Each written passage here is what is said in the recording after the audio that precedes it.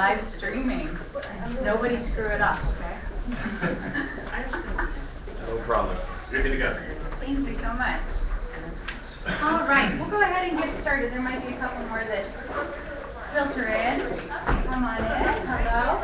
I know you.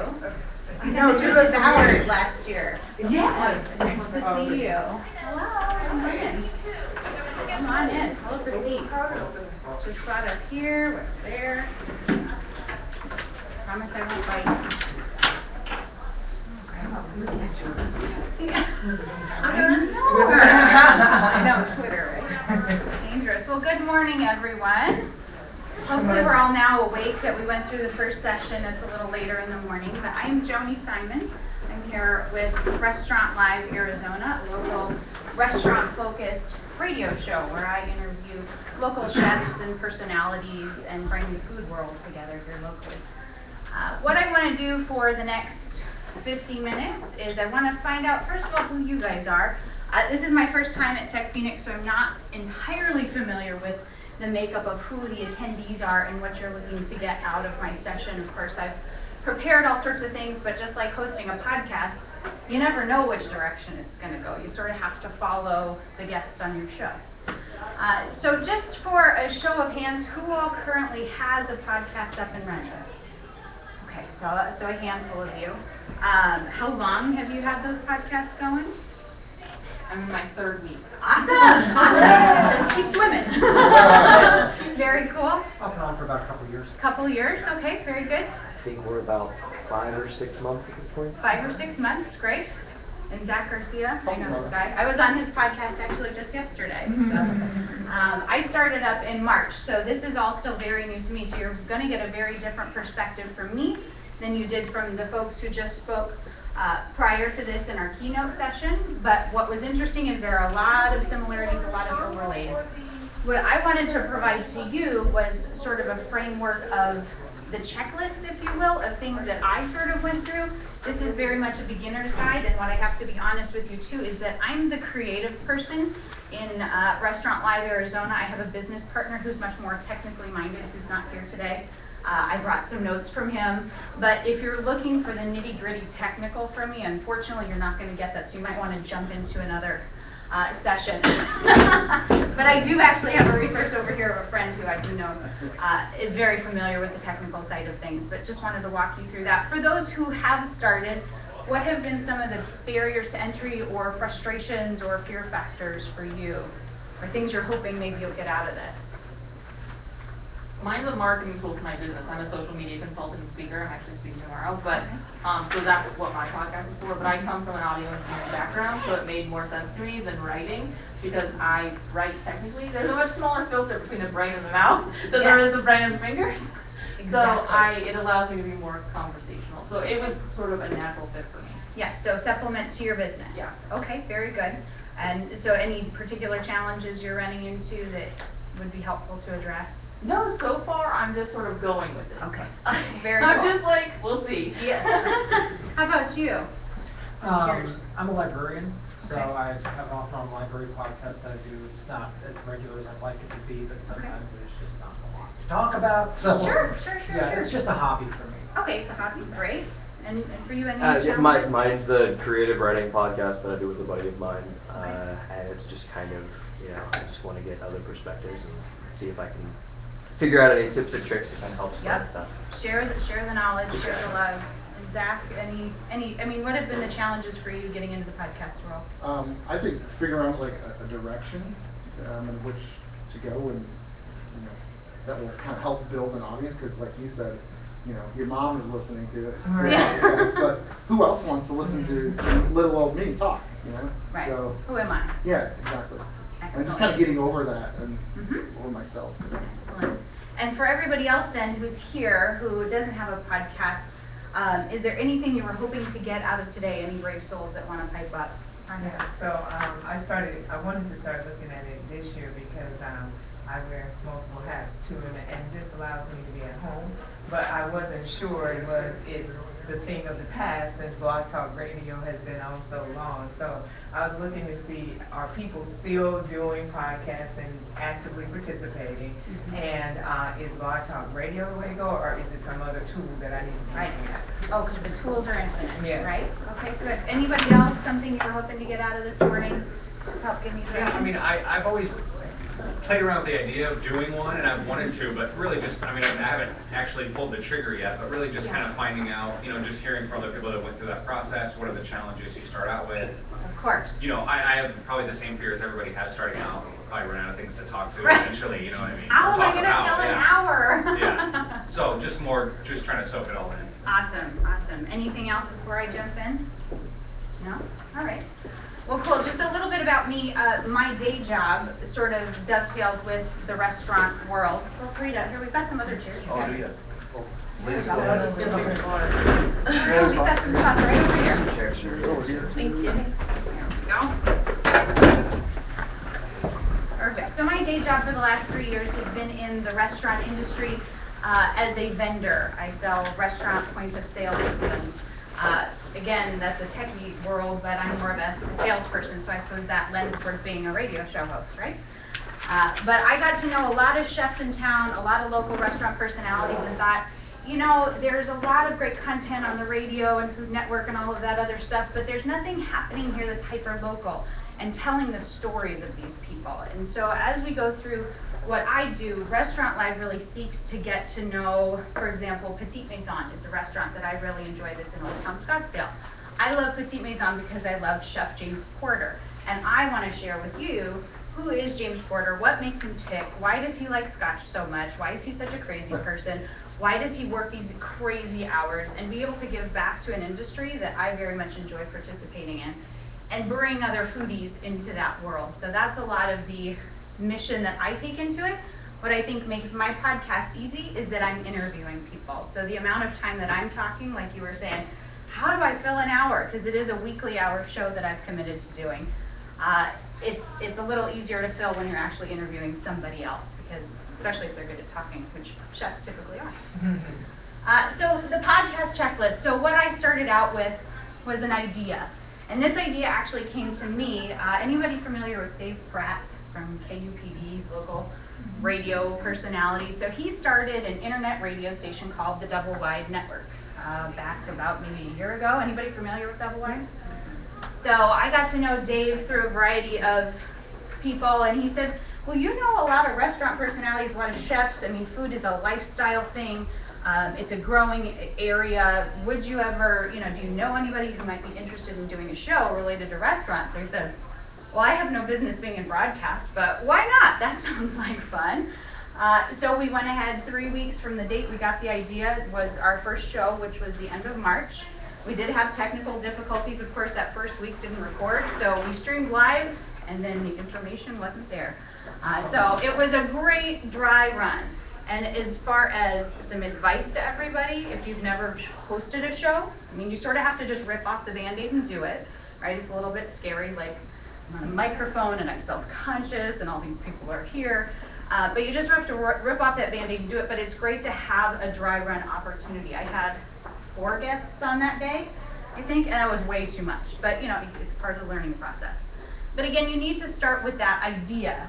What are you trying to achieve? And I think that that's really the foundation of what's going to make you successful. And that idea might change. When I started out with Restaurant Live Arizona, I thought, let's just interview chefs, and that sounds like fun. The more and more I've done the show, I'm 36 episodes in, I've really gotten to know what is it. I've got a laser focus of what I'm trying to accomplish within that hour time, and how many people is sort of the magic mixture to make my show entertaining, engaging, and have listeners continue to come back. Also, what's the format? For me, I was thinking, there's other food-related podcasts, and I've listened to them all, trying to get an idea of other people's formats, and I thought, I kind of want to go with the Johnny Carson style of I have a guest, and then I have another guest, and then I have another guest, and then before you know it, we're all talking in a roundtable discussion, because again, we all revolve around food, so we all have something in common to talk about, even if we don't all know each other prior to the episode. And so that format really works for me, and I continue to try to leverage that more and more. But that's just one sort of format. There's another podcast that I listen to, Spilled Milk. Anyone listen to Spilled Milk? And it's a short little, I mean, they're 18, 20 minutes, they're nice and short, but it's just the two people, and they eat one food item, and they talk about it. And it's very simple.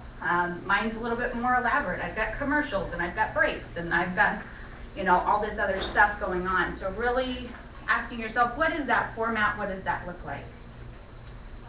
Of course, who will be on the show? That's always the funny one. If it's just you, that's easy, right? You just show up. But if you're like me and you said, okay, well, I want to have guests, then it's who's that first guest?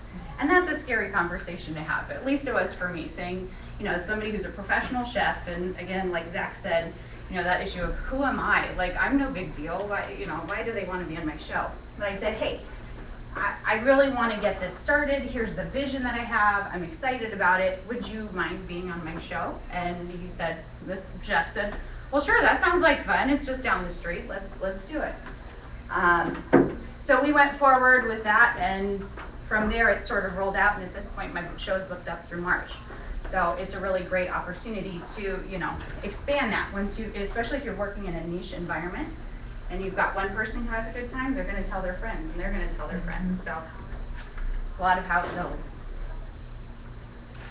Also, what are you trying to accomplish? You know, you said for you, it's you're doing this as a hobby, and certainly I'm having an absolute blast doing Restaurant Live Arizona. It's a lot of fun for me. But the question is, some people want to monetize this. I would love to monetize this. To leave my day job and run around doing the podcast full time would make my day. But again, as we saw earlier, that can take a long time. So I just started in March, so I'm not going to give myself too much pressure, and I would ask you to do the same for yourself. Don't put too much pressure on yourself to make it monetized quickly. Have fun with it, because ultimately this should be a passion. So the technical part of it all is what totally baffles me, and again, I've got some really great resources, and the way I got started very quickly was collaborating with the Double Wide Network. They're located in Old Town Scottsdale, and Dave Pratt comes from the radio world.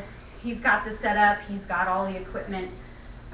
I just walked in the studio with my ideas, he coached me a little bit, and off I went. I didn't have to figure out where is it being hosted, all that other technical stuff. He got that all figured out for me. But there was a price tag associated with that, $1,500 a month. So as far as for me, it was having to be funded by a business partner who had that kind of cash. Other people though, you want to start something up, like Zach over here, I'm going to pick on him because he has started up on his own and purchased that equipment. I have started to purchase equipment in time because now I need to run around and be outside of Dave Pratt's studio. I need to be on site at local events. I need to be in restaurants hosting things. I recently gained sponsorship with the Phoenician Resort, and they're like, we want the show to be done here, because that brings a lot of credibility to them, a lot of new media incorporation through social media to them. So they said, you need to do the show here. Well, okay, how do I do this? So it's calling people like Zach, it's calling on my friends at Double Wide who continue to want to support me to be able to pull in those technical aspects. Where we purchased the majority of our equipment is B&H online out of New York. Anyone familiar? B&H. As well as there's EAR, which is locally here, EAR.net, located on 27th and McDowell.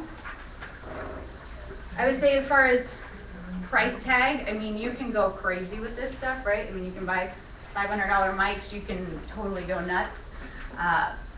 Only buy what you need, you know, stick to that budget. But we've invested about $4,000 in terms of our own equipment to date, and that includes sort of our studio setup at the Phoenician, and then I also have a Zoom box that I go take out to like the Taco Festival and other events. It's portable, and I can just stick a microphone in somebody's face. But you know, as far as the technical, again, that's not going to be my expertise, but for me, what made me successful and what helped me get out there quickly was collaborating with the Double Wide Network. But again, there's a price tag associated with that. Or having valuable partners and friends such as people like Zach, and there's probably tons of people at this event. I mean, is there anybody in this room right now who is technically minded? Yeah, so you guys are good. So then the next step for me was get a website. Again, not a technical person, so what I do, I went and got myself a WordPress site and figured it out. And I think it's pretty cool. I'm pretty proud of it. It looks great. Thank you very much. But needing to get that web presence because you can't distribute if the internet's not there. That's the beauty of what we're doing these days. So for me, what was some of the basic content? This, of course, has grown as I've started to grow and the show started to grow. But what do people want to know? I continue to go back to what's that customer experience, the person, the listener experience. How are they interacting with what I'm doing, and what's going to be the simplest? Because I know I have attention span this big, and so I'm sure the listener does as well. So how many clicks do I have to do to get to where I need to be to make sure they're listening? So this is the current iteration of what I've done with the website, but things that are important to me to have on the website. Of course, I've got a blog to supplement all of this. It's the weekly 1-hour show format on Wednesday afternoons. But aside from that, there's food content everywhere. That's easy for me. So the content side of things, if that's a challenge, not sure how to coach you on that, but I've got restaurants galore to go to and events galore. So, being able to go out to a new restaurant opening, take some pictures, post it up on the blog, and continue to feed that in. And what's great for me is to be able to leverage then those restaurants and their social media networks. That's how I've gotten a lot of listenership and a lot of viewership to the website very quickly, is leveraging the people who I'm supporting through this. Looking at Zach and his, I'm gonna pick on you, I'm sorry, Zach. That's okay. The Great Business It's okay. Podcast. He's leveraging other local business owners and getting into the minds of what makes them successful. Leverage their social media networks. Because really, in essence, I feel like I'm giving a gift to these restaurant owners and these chefs to promote them. It's free advertising. And so being able to leverage that and say, hey, in exchange, would you mind tweeting this out and Facebooking this and get your PR people involved and leverage that to the hilt. That's what's helped me with distribution. The other thing that I just recently implemented that really has helped is having the click here to listen for a little mobile player, like a little pop-out player, so you can listen to all past episodes or the live stream of the show there on the site, but then be able to navigate elsewhere. And I've had to, again, sort of learn that, figure some things out. But of course, I've got the blog, the episode archives. I want somebody, you think of, I go back to my own personal experience, use of like Hulu and things like that. I'm notorious for binging on shows. Like I watch Breaking Bad in like 2 weeks, right? So are possibly people listening to podcasts like that. I know that Splendid Table, I won't listen for like 4 weeks, and then I'll listen to a month's worth in a Saturday afternoon. So creating opportunities for how people can find that past content, and not just, that the content is there, but what it's about. If you were to drill into that, I use the specific restaurant names because here locally, then there's association of, oh, I want to know more about Como, or I want to know more about, Olive and Ivy. I want to get those stories. So that's how I can drive that interest. Featured restaurants, I want them to feel like rock stars. So being able to promote them and then create links back to their sites and connect to them, because again, that creates that synergy of that group. And then the contact information. I've also got a little VIP club which signs people up for the email list, as well as then gets them into giveaways, which I also use Rafflecopter and absolutely love it. All right. So you've got the idea, you've got the equipment, the website, of course social media. I don't think I need to tell this group how important that is. And the more social media you can do, the more outlets. For me, it's mainly Facebook, Twitter, and Instagram. I know I could be doing more. I could be doing Tumblr. I could be doing this. I could be doing that. But start small. Don't overwhelm yourself. Because I think that, especially if you're not super social media savvy, like I again, did not have a Twitter account prior to starting Restaurant Live Arizona, but I'm learning. So these things take time, right? Email marketing, of course, was an important thing for me to have. Constant Contact is what I use, but MailChimp, all sorts of other great resources out there. But how are you creating? To me, it's about creating this interest group. It's about creating a way to create this energy of people who are all interested in the same thing. And to me, it's not my audience. It's an audience that already exists, and creating a way for them to talk to one another and connect with one another and to get what they're interested in. So I'm very, very protective of my audience and not spamming them. Content hosting. This is another thing that I sort of had to learn in time.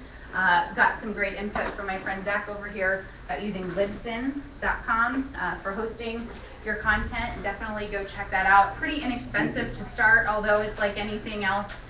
You start getting bigger and bigger, and suddenly you start spending more and more in terms of subscription. But Libsyn, in a sense, is where you can host your content, be able to get analytics, get the permalinks, get all that information to be able to distribute it out and have that nice one little resource to get your analytics. So I don't know if you have any other comments on Libsyn as a product. It's a podcast hosting service that's designed for podcasting, so that's why it's kind of nice for podcasters. It's very simple. I'd say it's probably, I did some research. It's the industry leader, but libsyn.com. Then there's also, though, kind of them parlaying into that the technical aspects of getting into iTunes and getting into Stitcher and getting into all these other distribution models. The more places you can be, the more kind of people it drives back to what you're doing. So, I'm always researching what's the new thing. Like there's this new one, I'm trying to remember the name of it, but it's like Pandora for podcasts. Anybody? No? So, just got into that one. So there's all sorts of different places to put that information.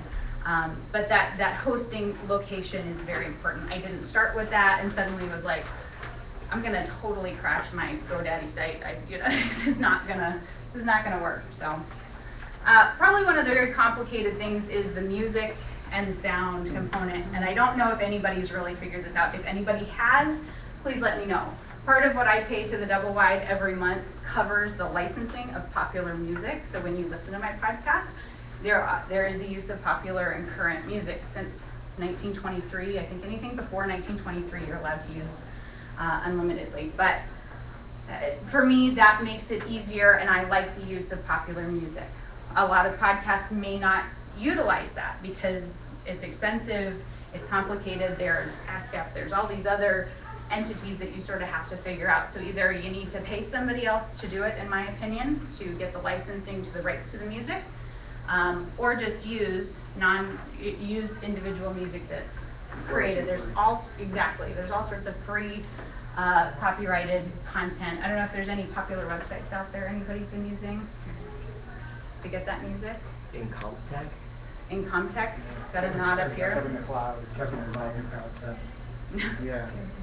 I'm looking it up right now just to be absolutely positive. Yeah. If you search for Kevin McLeod, MAC. LEOD. Yeah. Yeah. If you've watched any YouTube Let's Play that's got music in it, chances are you've heard his stuff. It's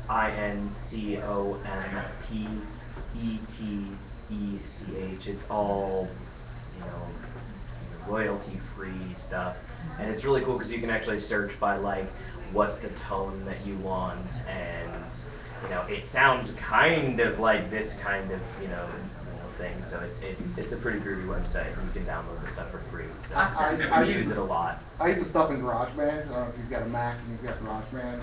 All the stuff that's in there. That's what I do too. And if you're uploading your stuff to YouTube, you won't get. Yeah, there's good stuff. Fun in there. enough stuff Yeah. there. We're I on, mean, you're not gonna like it, iTunes and Stitcher, Yeah, all of what's that. on the radio, Yeah, but- that's right. Right, exactly. So it just really depends on your brand and what's important to your brand. For me, the popular music is important. That's not going to be important to everybody. So just really deciding what's important. And again, thinking back to that budget, what's worth spending. If you just need to get out the gate and you don't have the money to do it, just do, you can do things rather inexpensively. Get creative. Were you going to say something, Rhonda? Well, when you said royalty free, because I ran into the photo issue with royalty free. So is it like really legal? Do they have a format? Do you have to pay, or is this free? Or I'd ask one of these guys, what's the format on that? Because I don't use that. Because royalty free doesn't necessarily mean that it's free to use. So do they have like a model or rules, or do you pay? Are you paying for this, or is it free? No, that's true. I know with photos and stuff, you have to put in a licensed author or something like that if you're using something Right. that's open source for free. Except for Get It, you gotta watch Get It. Yeah. I've learned by paying. Yeah. Platforms to the left, I know. Huh? Yeah, you can get in line for that one too. Yeah. Paid a lot of money. Yeah, I paid a lot. $1,000 fine. Yes, Yeah. yes, I paid. Yeah, so money too. beware.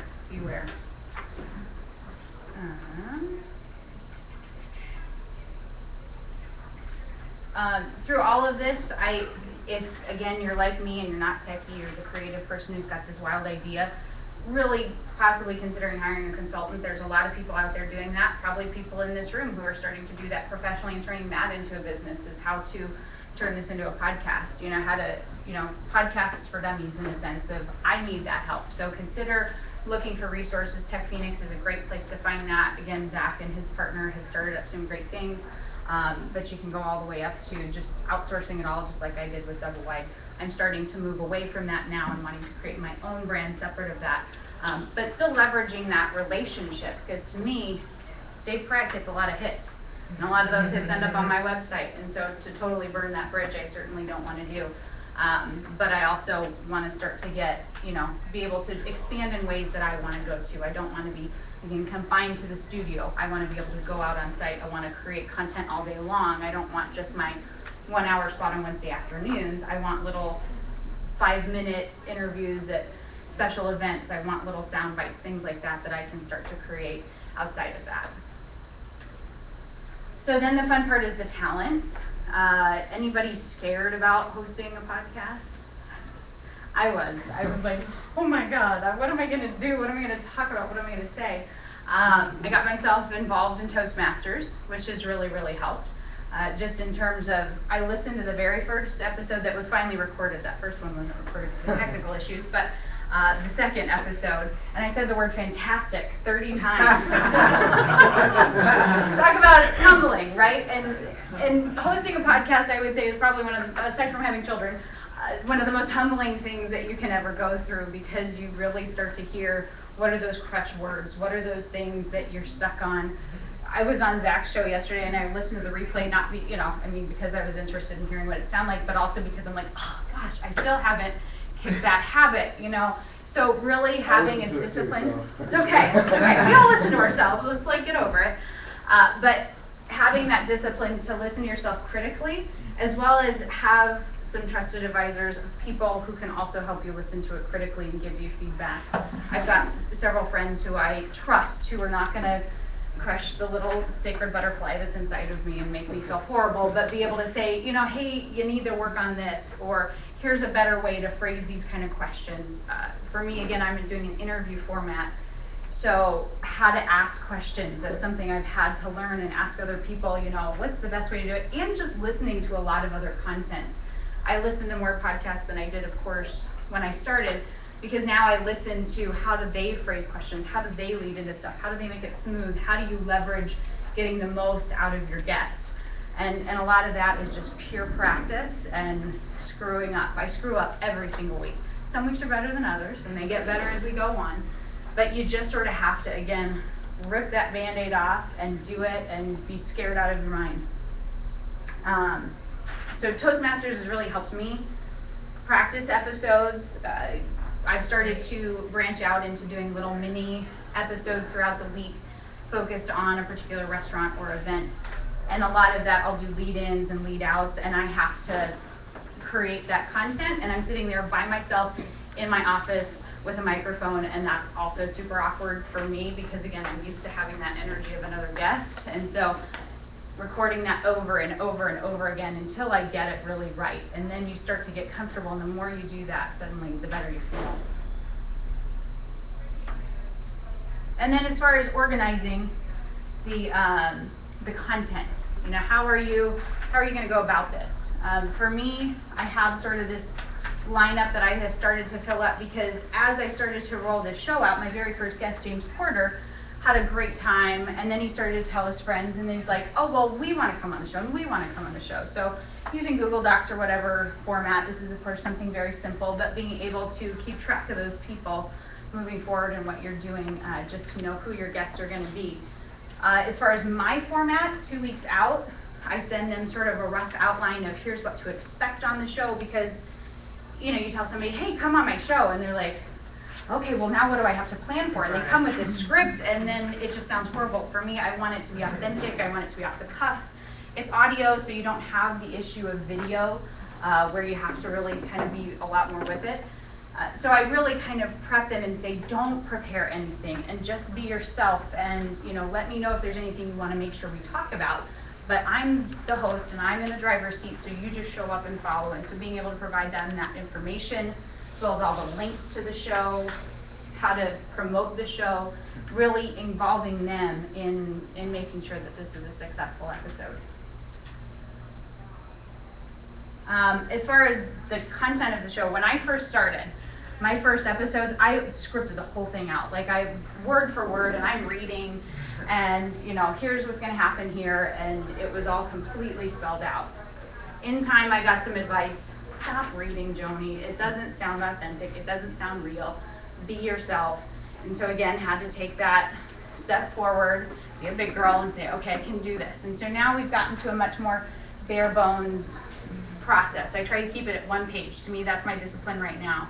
Eventually in time, it'll probably get even better. But for right now, where I'm at is I have, my opening, what's the music, where are the commercials, what are the people's names so that I don't forget. Sometimes I forget.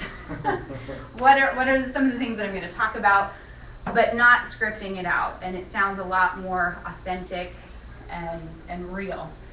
But what's funny too is that in time, and this is what you've got to be prepared for, again, if you have guests on the show, is that it may not go where you think it's going to go. I come up with these scripts every week. If this was last week's episode, if you listen to it, it did not follow this format. We had some technical things going on, an issue with the microphone, and so we could only do a certain setup, and it completely changed. So if you actually listen to that show, it'd be a very different format. And I've got this roundtable thing. I always have kind of more questions, but we only got to one of them because the conversation was going so well, and the guests were really contributing. Can I just say something about that really Yeah. quick? What I think is cool is something cool about podcasts is you can go back into like the archive and like hear how a show can evolve. Like if you listen to her first episode, which I've listened to every one of Joanie's episodes, but you can hear kind of the evolution of every week it just gets a little better, a little better, a little better. You can hear it, and it's not just her podcast; it's every podcast. My podcast, in the first couple episodes, it's like, wow, why did I say that? But that's what's kind of cool about podcasts is you have that archive and you can hear the evolution. And it keeps you humble. Yeah. Yeah. Is there editing that you do after the podcast? So while we were still at Double Wide, there was none. It was just pure, the 1 hour. I had a sound engineer who was there who would handle, I would give him my intros, my outros, the commercials, everything. He'd have it ready to go. We'd sort of sync up right before the show and go. And it was the 1 hour, and then you cut it, and boom, it was up on the website. It was live stream, and then it was ready for on demand. Now, since we're doing it on our own, there's a lot of things that we're learning. The live streaming is a little bit more complicated, all these other things. So we are pre-recording the show and then editing the music back in so that we can leverage the sound quality, because we haven't figured everything out yet. We've been doing the show now from Information for 2 weeks. So 2 weeks in, we're like, yeah, this isn't quite working. We want to preserve the sound quality. So we do pre-record the interviews and then splice in the commercials and the music, the intros, the outros, and then we post it. I meant like if you record like an hour and a half of material, but you only wanted to show an hour's worth, do you take out parts that might be considered boring by most? I haven't, but you certainly can. I do that with the smaller ones though. Like I went to the District American Kitchen on Thursday, and they wanted to do a Thanksgiving package all about what are they doing for Thanksgiving and tips on preparing your holiday turkey. And so yeah, we had like a half hour's worth of content, but I know, again, people's attention spans are yay big, so I got to shave that down to definitely less than 10 minutes. I'm trying to hit more like 6 minutes. That's what I've seen as a sweet spot with my mini episodes, and again, that's based on my audience and what they're listening to. So yeah, there's a lot that gets taken out of that, and leveraging my dear sweet husband who has the ability to work with Audacity and be able to shave everything down. So great question. Mm-hmm. What's your relationship with other types of media? Are you considering doing any video? It seems like you already do photographs and stuff like that to go with your blog. Right, I do all the photography, which is very amateur, but again, just like everything, it's getting better in time. People have said, will you take this to video because food is such a visual thing? Perhaps in the future, but right now I'm sort of taking it one day at a time. And to me, the food is important, but what's most important to me are the stories of the people. And audio is such a relevant format to do that in because it really engages the imagination. And in terms of a distribution vehicle, you can be all sorts of different places listening to audio content, but that video, you have to either be at a computer screen or sitting somewhere. You have to be a bit more engaged, whereas you can be a lot more passive with the audio. So right now, in terms of building what we're doing, we're really leveraging that audio content. I think also if you watch EgoTerra later on today, they'll talk about how you can pull Google Hangouts and using it as well as video and pulling that audio from your Hangout into an actual podcast, an audio podcast. So you're kind of repurposing the video portion and the audio portion at the same time. There's a lot of podcasters that do that. Awesome, thanks. Yeah, I co-host a web show for young female entrepreneurs on Thursday night, and in iTunes there's a video podcast where you can see the live show we did. Then there's just the audio version, because there is something about, like, I have to take time out of my day to watch your video. I don't have to take time out of my day to listen to your podcast. Yeah, I think that is exactly. And so for me, though, the biggest barrier to entry into, I mean, aside from me from the technical standpoint, but it sounds like there's a lot of people in the room who have that figured out. The biggest barrier to entry in all of this is yourself. And the only person who's preventing you from doing any of this and making any of this happen is yourself. And that little, I don't know if any Seth Godin readers in the room, but that lizard brain that tells you, you can't do this, why are you doing this, you're not good enough, you're not smart enough, it's, you know, that was horrible, that was embarrassing. You know, I've had more moments of tears and frustration doing this, but again, I'm so proud of what I'm creating and being able to see it, and I'm hopeful and optimistic that what I saw in the session before, somebody who's been able to take what started out as a fun little idea and turn it into something that's a full-fledged business. My hope is that in the 5 to 6 year realm that we'll be there. But to me, the rules for success, the things that have helped me continue past sort of that initial barrier to stopping. I don't know where's like the spot where most people stop, but what has helped me continue to keep going. First of all, stick to a budget. I think I've already said that a couple times. Set aside what you are okay with spending on this, especially if it is a hobby or if it's something that you're doing as a potential business. Regardless, set up what is that budget and really stick to it. My business partner is actually my father, and he's notorious for like, oh, but there's this new cool thing that we need to buy, and I'm like, put away the credit card. I'm like calling mom, like, take it away from him. He's not allowed to use it because to me it's so important. Like, let's just get good enough to get it out the door, to feel good about it, not to compromise the brand, but we also don't need to buy $500 microphones, and we don't need to buy this crazy software, and we don't need to, you know, because you can really get out of control quickly. Listen to a lot of podcasts. I'm sure there's a lot of avid listeners already in here. But think about how you listen to podcasts too and how that informs your audience. To me, I continue to go back every week of thinking about, okay, how are we going to promote Restaurant Life? How are we going to move this forward? It's not as much about me. It's really about what is that user, what is that listener? And so being able to connect with them too. I've gotten the chance to meet some of my listeners out at events and engage with them and really ask them questions like, how are you listening to it? How did you find it? Being able to get their input and what they want to see, because I have all these great ideas, but again, it doesn't matter if people aren't listening and if people don't know about it. Prepare for major insecurity. I have it every single week. It's like, it's painful, and I'm sure any of you who've done anything where you sort of put yourself out there, and we've all done it, and we stop because it's uncomfortable. I mean, this last week something screwed up with our audio, and I was so frustrated. I'm like, you know what, forget this. And it's like, no, I've invested 36 weeks worth of time and money and energy, and people are enjoying this and getting a lot of value out of it, so why should I stop? And so just taking that moment to breathe and taking that moment to talk to other people who you know, like, you know, my friend over here, Zach, or I've got a good network of friends who are helping support me in this mission, who are encouraging, who can say, shut up, stop worrying about it, and just keep swimming, right? Focus on quality, not quantity. I think it's really easy when you get into this to be obsessed with the numbers. Like the first couple weeks, I'm like, oh, there are only 5 people listening, or, there are only like 100 Facebook friends, or there's only this much, in terms of quantity, and we have these crazy expectations that I'm gonna have, 200,000 listeners by the end of 2 months. Like, don't be unrealistic, and again, focus on the quality of the content that you're putting out, and focus on the quality of the listeners that are there and what they're getting out of it. So yes, I might only have 500 listeners, but those 500 listeners are very engaged and very participative, and they care. And so to me, it's not as much about saying this is exactly what I need numbers-wise, because now I can go sell it and get more people to do sponsorship. It's about what value am I bringing in that quality.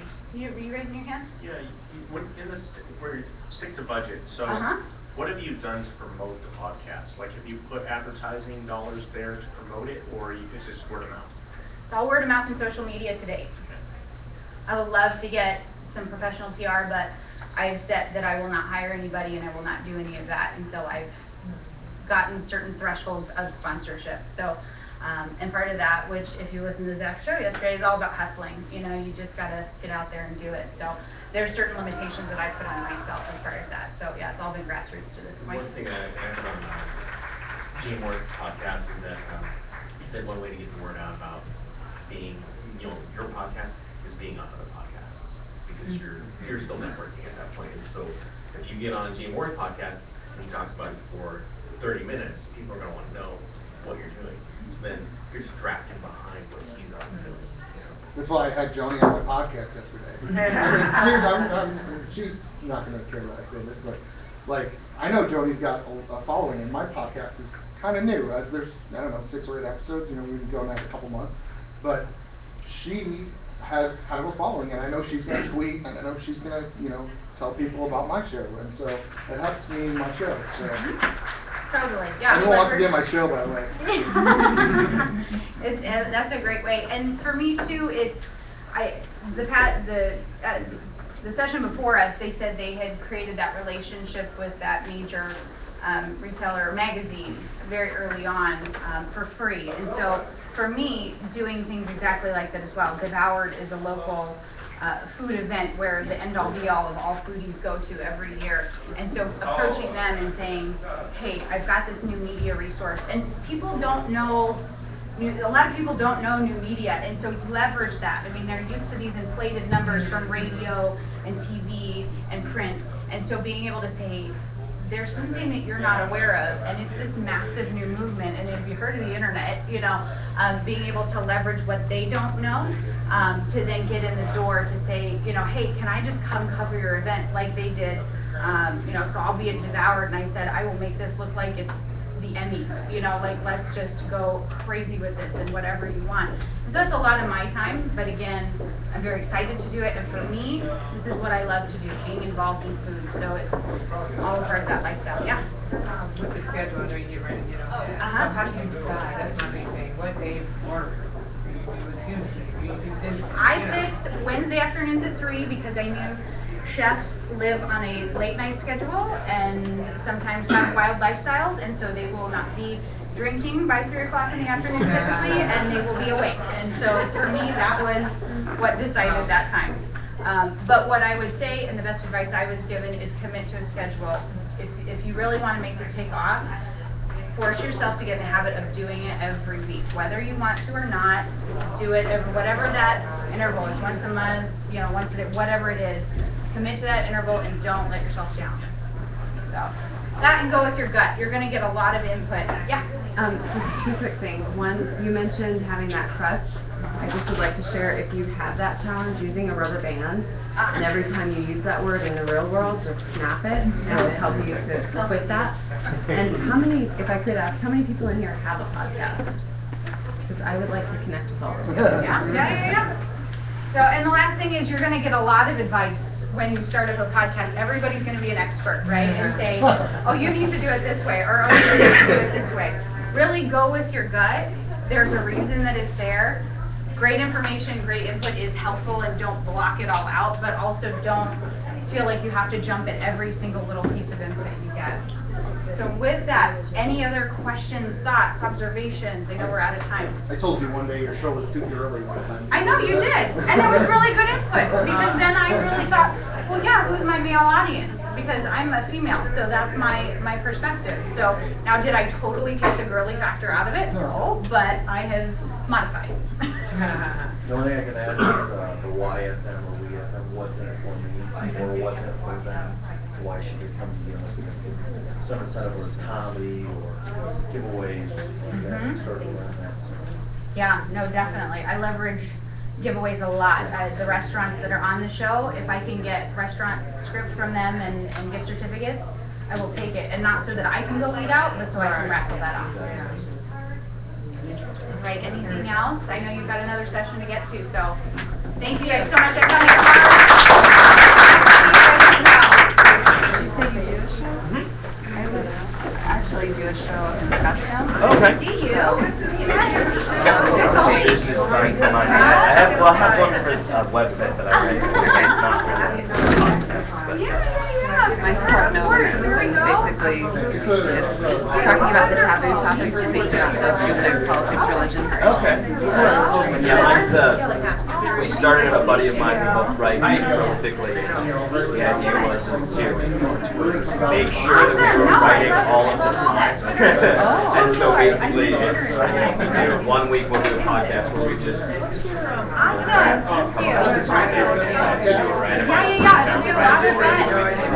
share and critique and talk about it. So, in addition to the like the taboo topics, we cover things that are like personal development, professional development. So, we talk about how to get past writer's blocks and exercises. Okay, perfect. Yeah, I teach English too, so that's Awesome. that's a benefit for you. I would definitely use this with you. Wonderful. So yeah, you should be email on that email as well.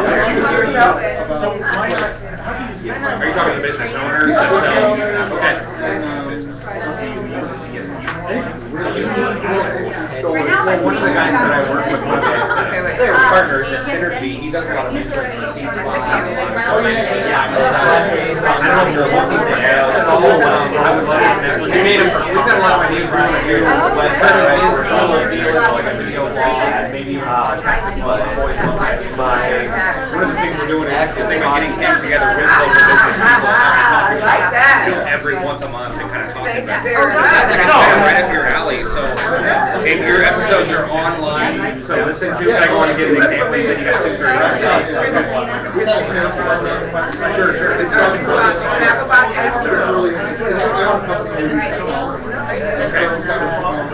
Sure.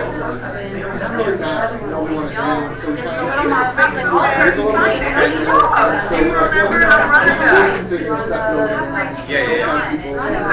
No, that's another person. She had a website or something. What's your phone? I know.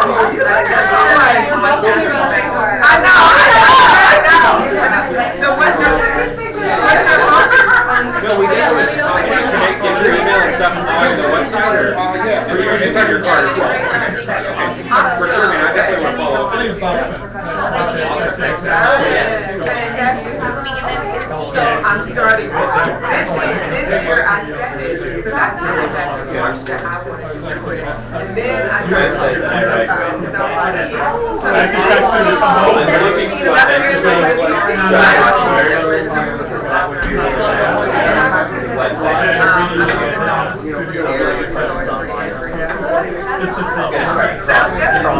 That's my info there, so yeah. Thank you. Nice to meet you too. Don't you with each other around?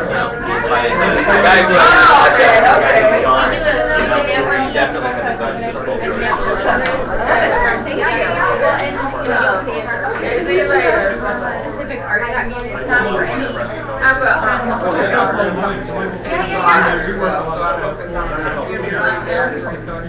Of course. Get them.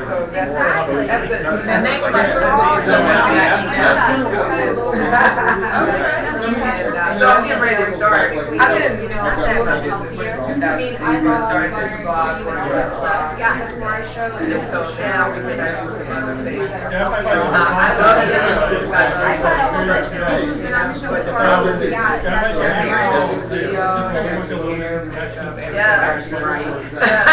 love it. And I'm like,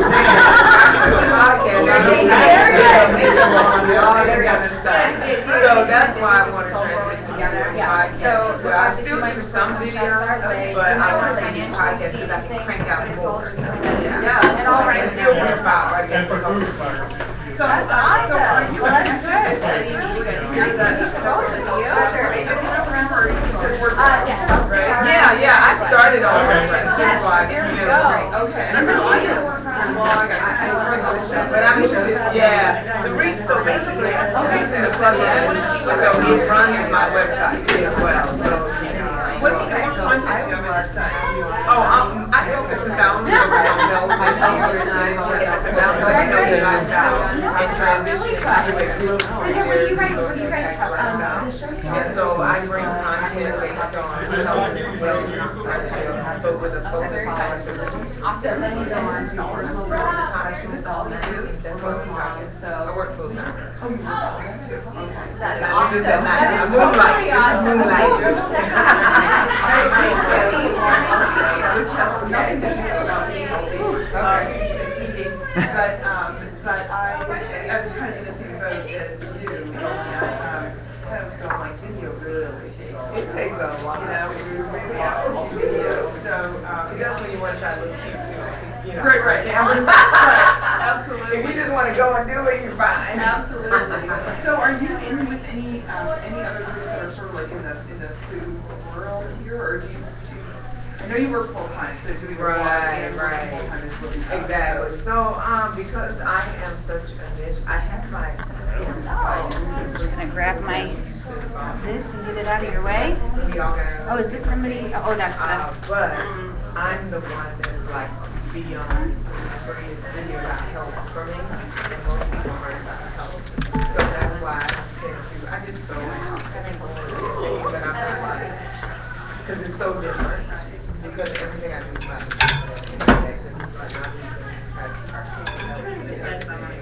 and then those people who are certain with my blood pressure, which is why I have a space. Because if I were the same as everybody else, we all do the same What's that?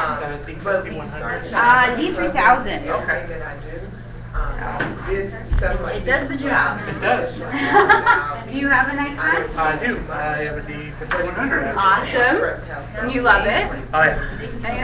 And I love all the Canon people, but Yeah. not just the Nikon Gotta people. stick with the Nikon. None of that red line stuff. Yeah. Because there is, I don't go up there because there's a but there is a WordPress group that meets out Oh, there we go.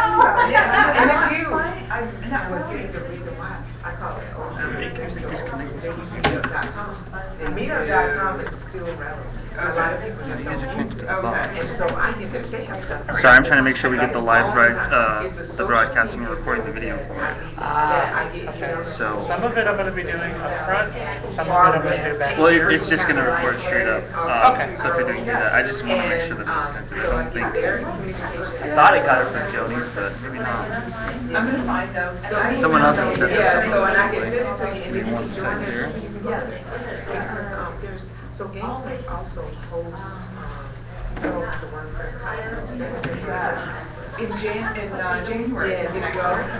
Oh, you didn't go this year? No, I have, that's what you should for, but I'm thinking about going to the one in January. Okay. But when I just like she did with Casey Temple, I didn't get all bogged down in trying to do the website. I had a presence on website, myrondaspinning.com, but it was a flash page. So you really couldn't do anything but join the delegate. And I managed all of these separately until I was really ready, because my group wasn't ready. Nothing was ready, but I was trying to build an audience. So I did this to build my audience, because Facebook wasn't really taking off, right? You didn't have Twitter, because it was 2006. Right. And so WordPress blogging was it. And so I used that. So now what I'm doing, when I was ready to relaunch Rhonda's Cooking, putting this refreshing and making a real website. I didn't do it myself. I hired a website developer. First of all, I went through a couple. It didn't work. It's been a lot of money wasted. So now this new person has to go and undo and really deliver what I want. And so she cleaned up everything on WordPress. So how I load the site with my WordPress is basically special feature that you turn on when you want to make WordPress, when you want to integrate WordPress in the site. These are all just plugins and that your website will. But the person I use is called Silver Designs. And you have to, she is amazing. Her name is Beverly. Tell her Rhonda sent you. But she has a LinkedIn page as well. The reason why I went with her, I was looking for a web developer and I saw she won an award last year for the best web design kind of deal. And I said, well, she got that award it was the Arizona Foothills Award or something like that. And she got that award and I was like, she's awesome. She is awesome. So she's actually on, she's about the only person that is like on like a consistent kind of like payroll, but she only does work and she gets paid for the work. And she knows I'm on the budget, so I was like, look, so she doesn't do anything without asking me first. So she makes sure all my plugins are listed. Because the reason why I went there, I was doing my own website and I broke the site because I updated the plugin. I updated all the plugins at the same time, which is a no-no. So the site went down. And I was like, why didn't I see right? So I was like, okay, I'm just going to try to Kevin, is this your speaking? I know. Aaron is. Oh, Aaron, give it to Aaron. Did you start recording here or no? But the name of the business is Silver Leaf. We'll meet him all later. One word, design. And you can go on their website and see some of her work. And like I said, she's on LinkedIn. So you can read some of the comments and everything. Oh, so was this the last session? Awesome. Yeah.